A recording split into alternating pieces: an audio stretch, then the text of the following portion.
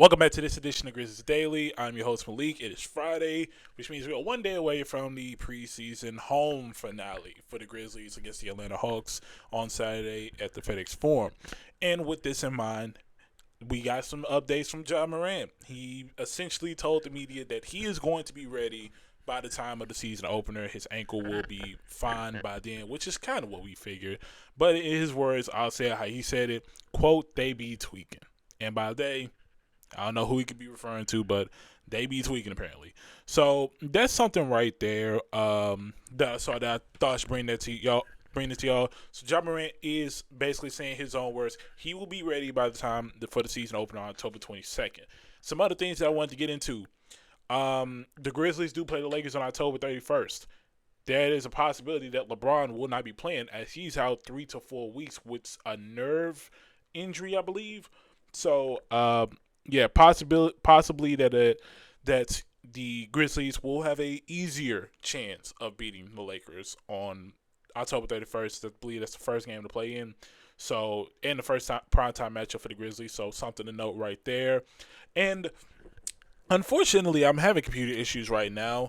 Maybe I'm having computer issues right now, and I can tell y'all. I wish I could show it to y'all, but I'll just tell it to y'all. There's a video of Jaren Jackson Jr. working out. I believe it's like a little run or whatever. And one thing that I noticed, and like I said, I really wish I could show y'all this video, but my computer is having issues right now. I wish I could show y'all, but there is something that I noticed from this video that a lot of people didn't really catch. It's just a normal workout video. One thing I noticed is that Jaren changed his shooting mechanism. If you follow the Grizzlies enough, Jaren has one of the weirdest looking jumpers in the league. He leans into the shot, never really kind of set initially, but he kind of leans into it and just pushes it. One thing that I'm seeing from Jaren though, he's learning to shoot a little more vertical, which is something that I saw, and I'm like, okay, maybe that's a good sign, because one thing about Jaren that I've always said is it looks like he's rushing his shot, but with this shot, it looks a little more consistent and a little more formal of going in. And that's something that's good, because one thing about Jaren is if you're playing the pick and fade, you need to set your feet. And one thing about it, Jaren, it's kind of weird, because it's like he shoots like he's trying to go for a foul, but he be wide open. So it's like that kind of thing. But if he can find a way to really change that and make it more vertical, I think we could see Jaren be more of a volume shooter than in the past. So that's something that I'm really looking forward to seeing, and hopefully he can keep up with it and kind of, not fight the urge to lean in his shot, because I think his shot looks better when he's going straight up. But like I said, if I can, next episode, I'll try to put that video up for y'all. I really just look, it's bad right now. But if you follow me on Twitter at MRobinsonJRSM, you'll see that I retweet the video, so you can see it right there. Now, switching gears, let's talk about the others. In the last video, you guys were very, very vocal when it came to the things regarding Gigi Jackson. I couldn't agree more. I think Gigi is really, he really needs to kind of figure it out. Same with Vince Williams Jr. Those two really need to figure it out. I saw a tweet on Twitter that kind of, I don't want to say it's accurate, but it's got some truth to it.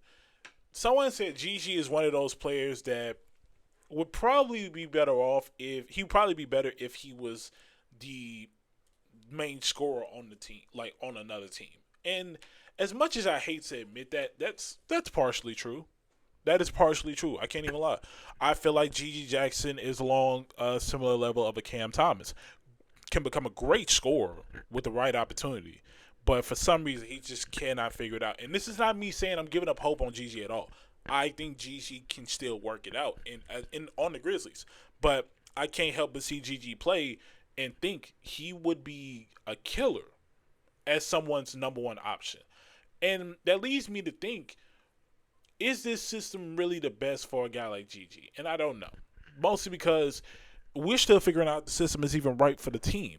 And main reason I say that statement is because I'm not saying the Grizzlies need to stray away from the system, because we haven't seen the system with everybody fully around it. So we don't know how that looks yet. But one thing I do want to see at least once in the preseason. I want Coach Islo to essentially kind of let things fly. And what I mean by that is just let it happen. Let the team determine how they want to play the game. See how guys play freely with the ball. No set, hey, let's run the offense through this person kind of thing. Let the guys ball out. And I want to see how that looks because one thing about it, those guys look kind of robotic because if I'm being honest, let's be real, the system revolves around the main two people and they're not playing. So it looks weird. And I think a lot of people don't understand what to do on the court. And that's why we see a bunch of turnovers, a lot of sloppy plays, and a lot of, not a lot of possessions in there early, that kind of thing. So I think that's something that maybe we need to see in preseason because I think that's just truly like the best thing for these guys, that's trying to work for this opportunity, and that's all I can really think for right now. But that's really just something that kind of crossed my mind. Hopefully we see that in the preseason eventually. Now, tough subject. I'm going to be honest, tough subject. But let's get the easy part out the way. Obviously, there are talks of who would do trades for what and who should do trades at the deadline. I have an article pulled up from Bleacher Report. We're not going to stay in this article for long because y'all know how it is with certain people like Bleacher Report and others. They picked a trade that every team should do before the trade deadline, and of course, Ja Morant being one of them. And it hurts a lot to say this trade, but I'm gonna read it off. So I believe his name is we're gonna name this person. We're gonna name the person on this article. His name is it's like Andy something. Andy Bailey. Andy Bailey thinks that the Grizzlies should trade Ja Morant for Terry Rozier, Jaime Jaquez Jr., and I wish I could pronounce his name properly, Kasparas Yakusionic, or I think that's how you get it. A 2030 first round pick and a top 5 protected 2032 first round pick. This is hilarious because you're essentially saying the Grizzlies should trade Ja Morant for Jaime Jaquez Jr. and 2 first round picks. That's basically what this trade is saying. Because one, Terry Rozier is getting older, and another thing, Terry Rozier almost wasn't even going to play this season because he had a scandal of his own, and he's still not even fully cleared from it. So there's no telling how that goes.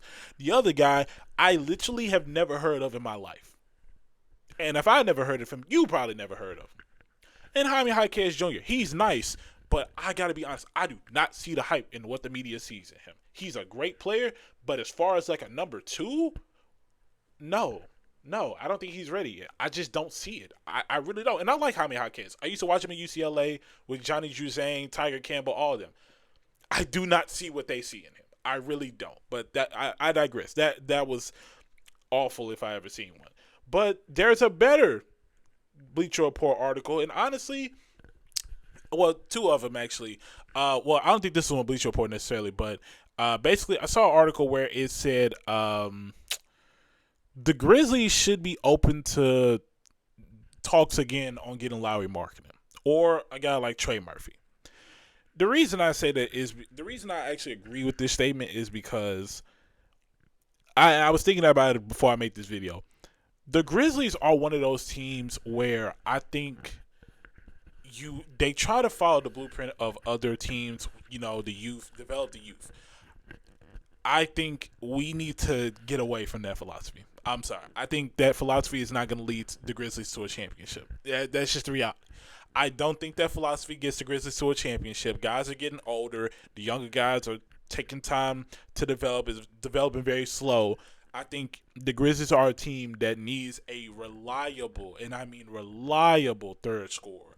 That way you can run the offense through 3 people, and they combine for majority of your points. That way you won't have a game where you rely on the bench so much. And I think that's something that the Grizzlies need to get their hands on. Now, you may be like, well, they had that at Desmond Bane. Desmond Bane had his moments where he wasn't hitting. I think you get a guy like Lowry Markkanen and Trey Murphy who can consistently score at all levels. and brings so much to the game as far as defense and maybe even a little bit of playmaking or in paint presence as far as throwing lobs. I mean, I think that's the philosophy the Grizzlies need to transition to. I just don't see this youth experiment working anymore. I got to be honest. And honestly, I'm getting tired of it. I think we all are getting tired of it because it's not leading to anything. We're trying to follow the blueprint of other teams, and it's not working. And you would think by now we would move on from that philosophy, but no. We're trying to try it again and keep it going, but it's not working. Like I said, you look at guys like Gigi, Vince, they're not developed, and it's year 3. That's not good. We looking at guys like John Conchar, who's in year 7. I could name off a bunch of players who have played for the Grizzlies that have played on the team shorter than John Conchar, and you will think that Zach Kleiman might be up there with some of the worst GMs in the league history. That's just the reality of it. And I think I'm getting very, very tired of it. I got to be honest. And it brings me to my next point. This is why when articles come out from ESPN or Bleacher Report, we get lowballed. Literally, ESPN put out an article saying that the Grizzlies are they predict them to finish with about 44 to 45 wins. Essentially the same as last year. Same result as last year and secure the 7th seed. So, yeah. It says in terms of point differential, the Grizzlies rank 3rd in the West behind 2 conference finalists, and that's a better predictor going forward. Even with the loss of starting guard Desmond Bane to Orlando, Memphis still projects with a reasonable chance to avoid the play-in. The team will have to monitor Ja Morant, who is that part we already addressed that part. But it doesn't surprise me that at this point we're looking at mediocrity. We need to make a big splash and have a trade that has the league literally shook. I can't remember the last time the Grizzlies made a trade that had me thinking, okay, the league really has to watch out for us. When was the last time we had a trade like that? Let's be honest. Like, come on. Like, I'm being serious. It just gets to that point. And honestly, let's be real. I'm not saying the Grizzlies have to give up on the youth experiment, in the near future. But at this point in time, it is not going to lead to results. We are sitting on guys who can't even develop properly. It's getting insane. I'm just being honest. It's getting insane, and I'm getting tired of it. I know y'all getting tired of it too because we're seeing the same things. We're literally seeing a repeat of last year happening right now, and I wouldn't be surprised if the season ended the same as last year. Nothing's different. That's just reality. Nothing is different. So make sure to leave in the comments how y'all feel because I got to be honest, I didn't think I'd get this riled up about it, but the more I think about it, we're going nowhere. We're going nowhere, and it's getting frustrating.